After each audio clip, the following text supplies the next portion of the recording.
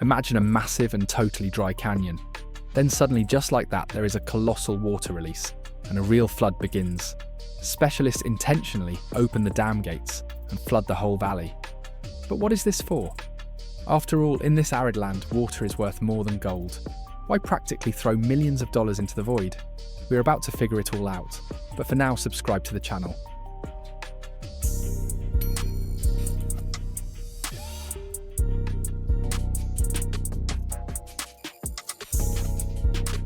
The Colorado River is not just a blue line on a map, but a super complex system that the life of a huge region depends on. Its resources are taken by megalopolis' farms and industry, and the flow regime is regulated exclusively for human convenience. But here lies the main nuance, because the river consists of not only water alone. Any river also transports matter. Sand, silt, and small stones serve as building material for the stream, with the help of which it forms and strengthens its channel. If the water runs without these sediments, it behaves completely differently, and this radically changes the situation in the canyon. Before the appearance of giant dams, the Colorado lived in its own seasonal rhythm. In spring and summer, natural spills happened. The current sharply gained power, lifted sediments from the bottom, rebuilt the channel, washed up new sandbars, and washed away excess greenery from low banks. Such floods did not look like a pretty picture, but they were a mechanism of self-regulation. In this process, there was its own order resembling chaos, because once a year, the river got a chance to show strength, and thanks to this remained a living organism.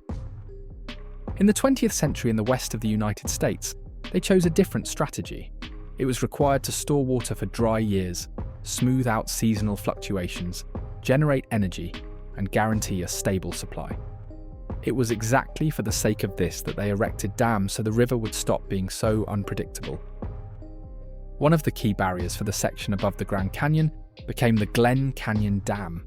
It blocked the Colorado and formed a vast reservoir which stores the water reserve like a backup and dictates the flow regime down the river. Below the dam, the river level became more stable. Peak spills disappeared or became a great rarity. The water became much colder and clearer, since the main mass of suspended matter remains in the reservoir bowl. And here happens the main plot twist. The reservoir acts like a trap for sand. Everything that used to go down and nourish the channel now settles and accumulates in front of the dam. And rushing down is a stream that has power, but absolutely no cargo. A stream without a load starts taking material from the channel itself. This reminds one of the process where clean water washes out rocks faster, because it has nothing to carry, and it picks up cargo along the way. As a result, the bottom and banks begin to transform much more rapidly. On many stretches of the canyon, sandy beaches began to shrink in size. The talk here is not about the comfort of tourist campsites. The talk is about the fact that in the channel, there became less building material, out of which the river creates its working tools. One of such important elements are sediments, creating zones of quiet water.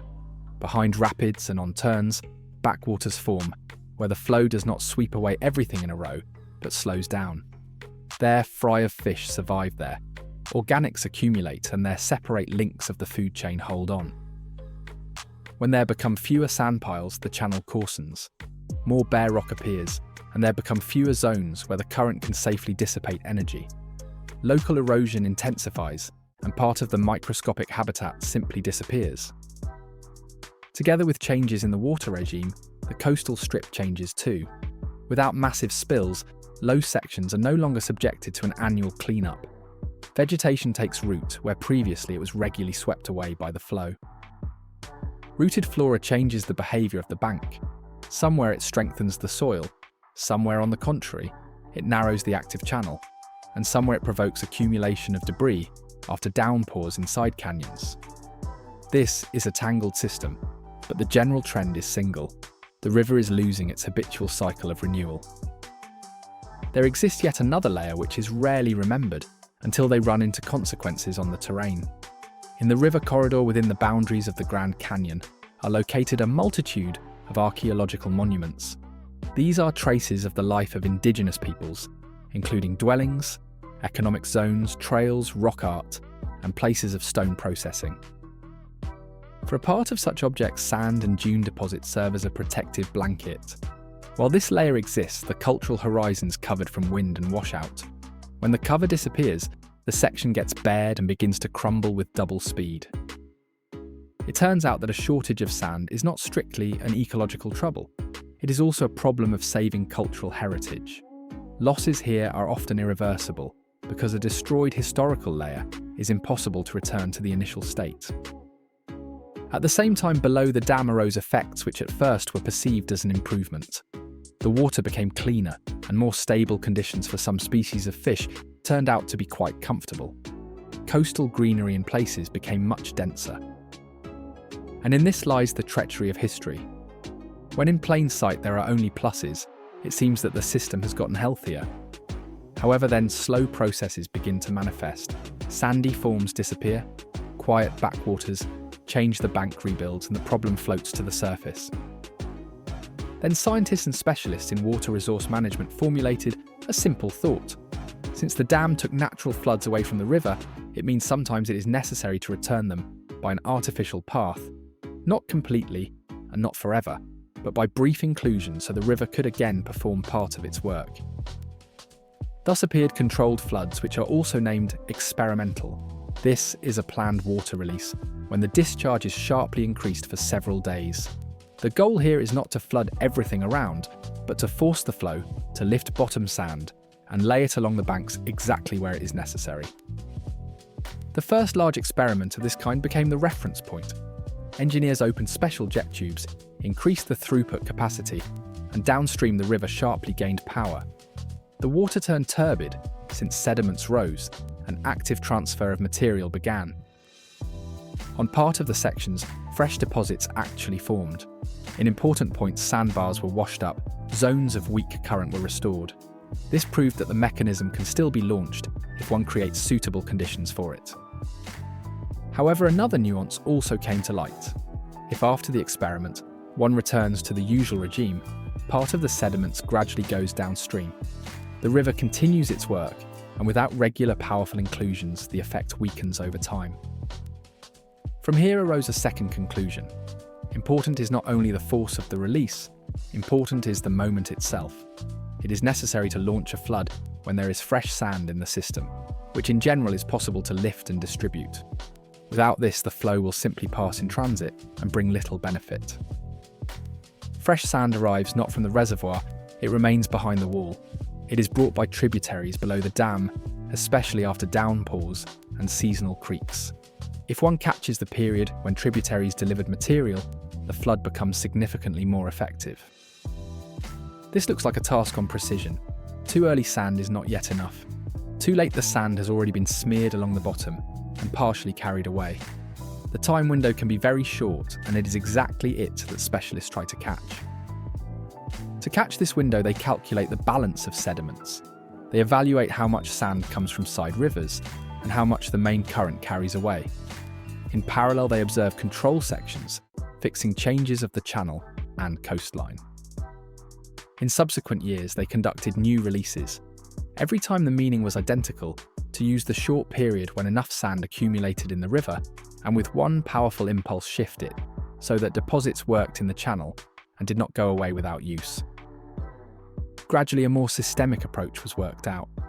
Floods began to be conducted not for the sake of the calendar, and not for the sake of an effective demonstration, but by condition, when material accumulated.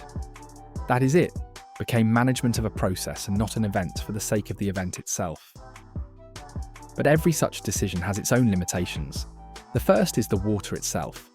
The Colorado is already overloaded by water withdrawal droughts, and a hot climate intensified the deficit, and any large release means that part of the moisture did not go to other needs. The second limitation is energy. The dam generates electricity, and the release regime directly influences output. When water is let past the turbines or in a non-optimal regime, financial losses arise, and this becomes a subject of fierce disputes. The third limitation is technology. Huge flow speeds in spillways can destroy concrete constructions because of cavitation and other physical effects. Therefore, releases are limited by duration and level of discharge, so as not to create a new accident in the infrastructure. That is, a controlled flood is always a compromise. It must be sufficiently powerful to lift and shift sand. but it must not be so long or extreme as to create unacceptable energy losses, risks for equipment, and a water deficit in the system. Inside the canyon, the effect is evaluated not by emotions, but by concrete signs.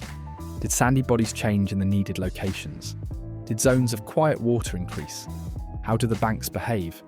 Which archaeological sites received an additional sandy cover, and which, on the contrary, got bared? An important point, such floods do not return the river to the past. They cannot cancel the dam and cannot restore the former multi-week spills. They only give a short impulse, which temporarily activates a missing natural function. And the main problem does not go anywhere. It is the general water deficit. The Colorado services a region where millions of people live. Agriculture and industry are developed. At the same time, the climate has become drier, evaporation higher, and reservoirs experience colossal pressure.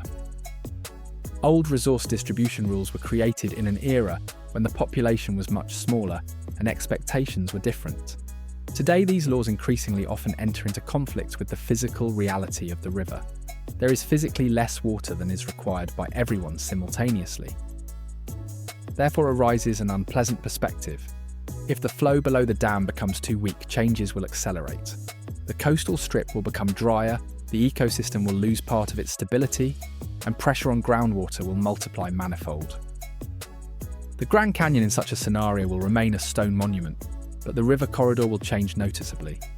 Less water means fewer opportunities for maintaining habitual processes, less sediment transport, more local degradation of those sections, which held onto sand. And exactly here, controlled floods look like an attempt to hold the system in a working state. They help preserve key sandy elements, support zones of weak current, and partially renew the sandy protection of ancient layers. But even the most successful release will not replace a steady inflow of water and will not fix the overload of the water usage system. It is merely a tool which wins time and gives a chance for the adoption of larger decisions. And large decisions rarely sound spectacular. This is rigid water saving and increasing efficiency in agriculture and cities. This is reduction of leaks, reuse of treated sewage, more strict planning, and sometimes redistribution of resources between sectors. Such measures cause disputes because they touch upon habits and big money, but without them, any experiment on the river turns into an attempt to repair a mechanism which continues to work at the limit of its capabilities. If one boils down the meaning of the story to one nerve, it is as follows. The Colorado below the dam suffers not only from a shortage of water, but also from a shortage of sand, which this water is obligated to transport. Without sand, the river loses the ability to maintain the channel and protect part of its corridor. And that is why floods are arranged not for the sake of beaches and not for the sake of entertainment. They are organised because a river is a process, and a process needs materials and periodic impulses of force. When the impulses were removed, the system has to be launched manually. From the side, it looks like strange extravagance to dump water in an arid region, but from the inside, it is an attempt to save what otherwise will degrade slowly and unnoticeably, until one day it turns out that to return back is already impossible. The most important thing in this whole theme is honesty in goals. A controlled flood does not solve the problem of the Colorado entirely. It solves a narrow task to support sandy elements of the channel in key places where nature gave material through side tributaries.